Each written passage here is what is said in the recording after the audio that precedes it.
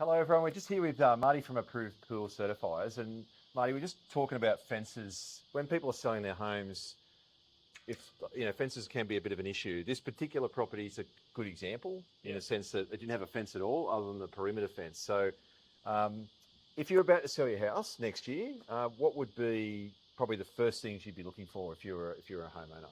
Well, certainly there's some basics that everyone can do before they bring in a certifier. Obviously, making sure you've got a current CPR sign.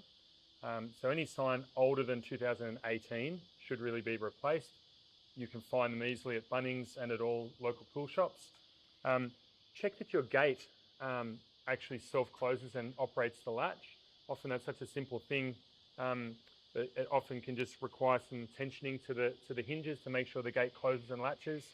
And the third thing everyone can do is just make sure that any pot plants or any vegetation, if you're non-compliant, there'll be a different coloured certificate of non-compliance and a report that goes with it outlining some detail as to what it is that's non-compliant about the barrier.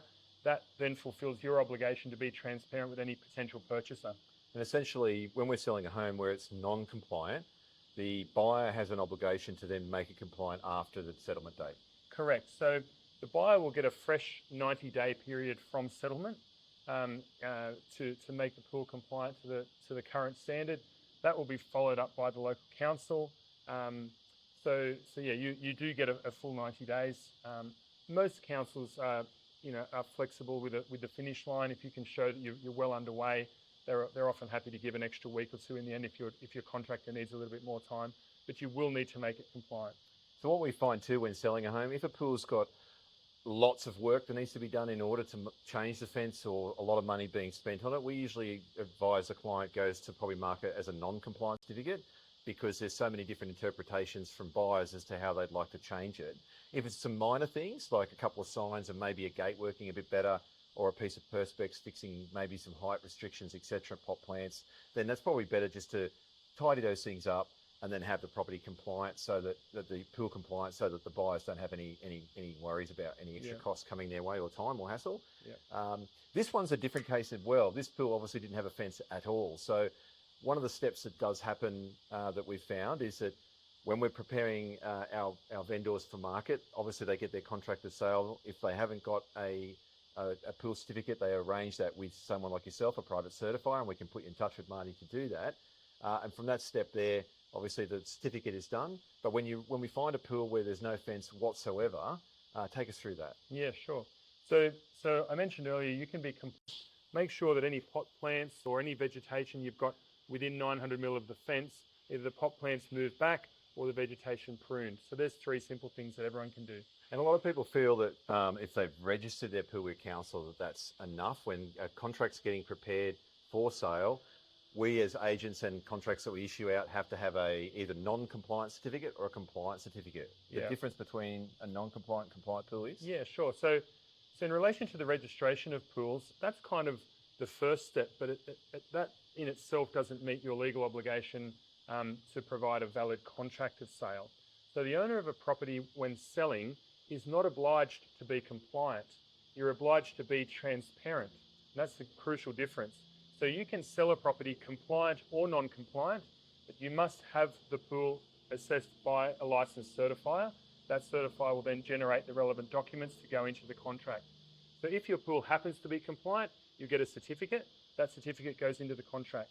If you're compliant or non-compliant, and proceed to sale.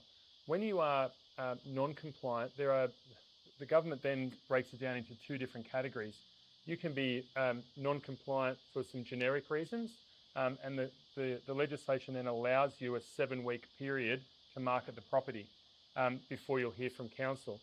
If, however, you are non-compliant, but under the legislation, the barrier represents a significant risk to public safety, then you don't get that 7-week period. You will essentially hear from council quite quickly. And this is a case in point here where there actually is an egress from the residential building straight out into the pool area with no pool fence at all. That is deemed a classic significant risk under the legislation. And as a result, the owner or the vendor will need to do something immediately to mitigate that risk.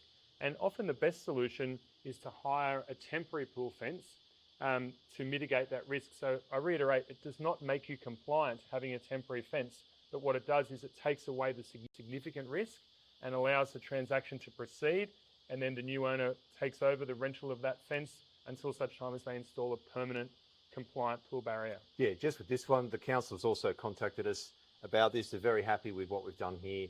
So it does work very well. It's quite affordable for the fence, considering what purpose it serves as well, about protecting everybody. So, you know, really your steps are, if you've got a fence already and it's not quite up to speed, obviously you're fine, and you do those steps that we talked about the buyer being up to them to make it compliant later, or you're hiring a fence during the purpose of the sale. But the main steps are, when you're thinking of selling, to let us know, obviously, but we can put you in touch with people like Marty who can then get you on the right track to having your pool ready, so that we can organise photography.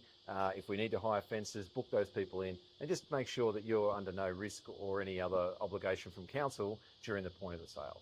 Yep, correct. Okay. Very good. Oh, sorry. Thank you for your time today. That was it. No worries. Yeah, very good. Okay.